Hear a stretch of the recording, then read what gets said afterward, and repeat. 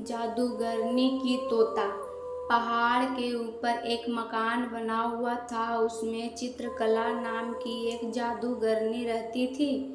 वह काला जादू जानती थी।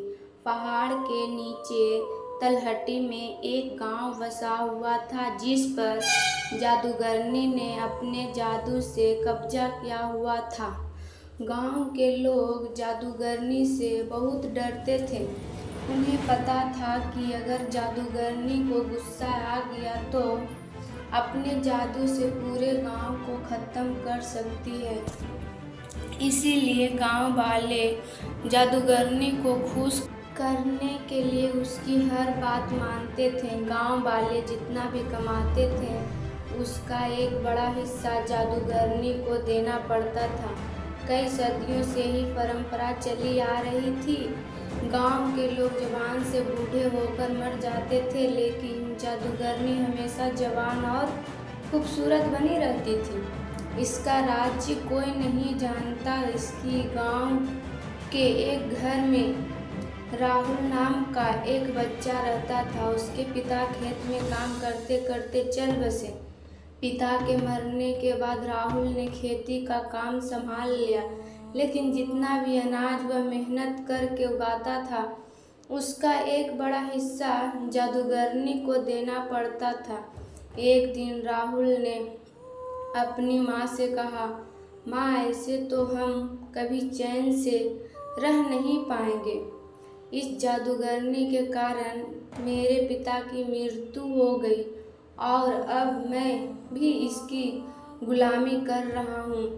राहुल की माँ ने कहा, बेटा, तुझसे पहले भी कई लोगों ने जादूगरनी का विरोध किया, लेकिन उसने अपने जादू से सबको मार डाला।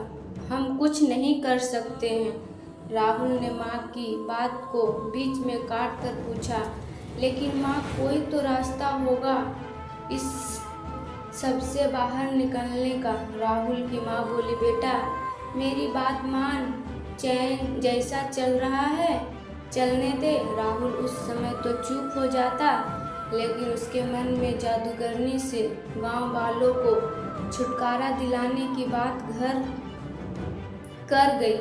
राहुल अगले दिन से अपने खेत पर काम करने जाने लगा, लेकिन उसका मन काम से ज़्यादा जादूगरनी में लगा हुआ था। दोपहर को राहुल एक पेड़ के नीचे खाना खाने बैठा। वहीं उसके बाहर के खेत के गोपाल चाचा भी खाना खा रहे थे। गोपाल चाचा से राहुल ने अपने मन की बात कही। राहुल की बात सुनकर उन्होंने कहा, बेटा, बात तो तेरी ठीक है, लेकिन काम बहुत कठिन है। इसमें तेरी जान भी जा सकती है। राहुल बोला, चाचा, अगर गांव वालों को बचाने में मेरी जान भी चली गई तो मुझे खुशी होगी। आप कोई तरीका बताओ। तब गोपाल चाचा ने कहा, आज से कई साल पहले गांव में एक किसान ने जादूगरनी को मारने की कोशिश की थी, लेकिन जादूगरनी को पता लग गया। फिर जादूगरनी ने उसे बदला लेने के लिए उसका सब कुछ छीन लिया और वह उसे मारने की तैयारी कर रही थी, लेकिन वह पहले ही गांव छोड़कर भाग गया। तुम उससे मिलो, उसका नाम रवि है। वह पास ही एक गांव में रहता है, लेकिन वह किसी से मिलता नहीं है। राहुल बोला, लेकिन क्यों चाचा? गोपाल जी ने कहा, बेटा, उसे डर है कि कहीं जादूगरनी ने उसे मारने के लिए न भेजा हो। राहुल ने सारी बात समझ ली। अगले दिन वह दूसरे गांव चल दिया। वहां वह गोपाल के घर पहुंचा।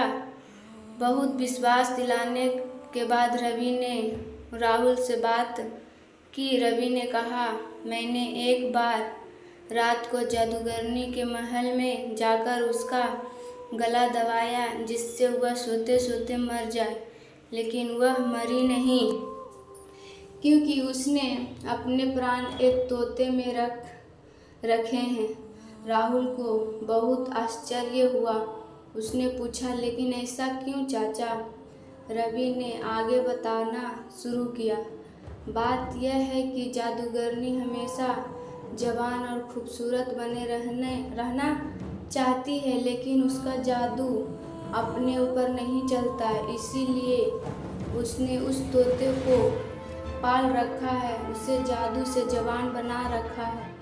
उसके अंदर जादूगरनी के प्राण है, इसीलिए वह भी जवान बनी रहती है। अगर कोई उस तोते को मार दे तो सब ठीक हो जाएगा। राहुल रवि से विदा लेकर अपने गांव वापस आ जाता है।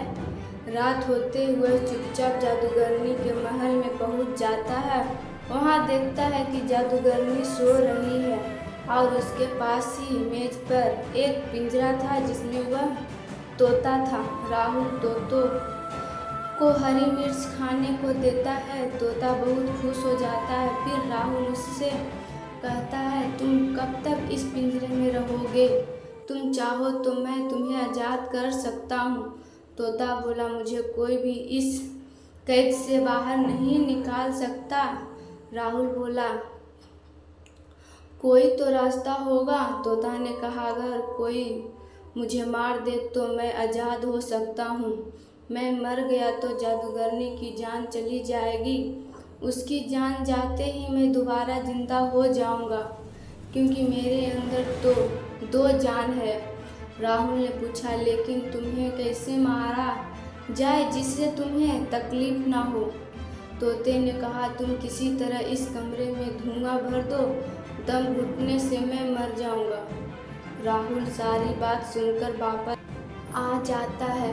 अगली रात वह जाकर देखता है जादूगरनी सो रही है। वह अपने साथ कुछ लकड़ियां लाता है, उन्हें जलाकर खिड़की से अंदर फेंक देता है, फिर खिड़की बंद कर देता है। धुएं से जादूगरनी उठ जाती है। वह पिंजरे को लेकर बाहर की ओर भागती है, लेकिन राहुल बाहर से दरवाज़ा बंद कर देता है। कुछ ही देर में तोता मर जाता है। उसके मरते ही जादूगरनी के हाथ से पिंजरा छूट जाता है और वह मर जाती है। यह सब राहुल बाहर से देख रहा था। जादूगरनी के मरते ही वह खिड़की खोलकर अंदर जाता है और पिंजरे को बाहर ले आता है। कुछ ही देर में तोता जिंदा हो जाता है। इस तरह राहुल की हिम्मत और सूझबूझ से गांव वालों को जादूगरनी से छुट्टी मिल जाती है। तो दोस्तों, आपको ये कहानी कैसी लगी? आप मेरे चैनल पे नए हो तो मेरे चैनल को सब्सक्राइब कर ले और बेल आइकन दबाना ना भूलें। तो दोस्तों, फिर से मैं आपको अगले कहानी में मिलते हैं। बाय बाय दोस्तों।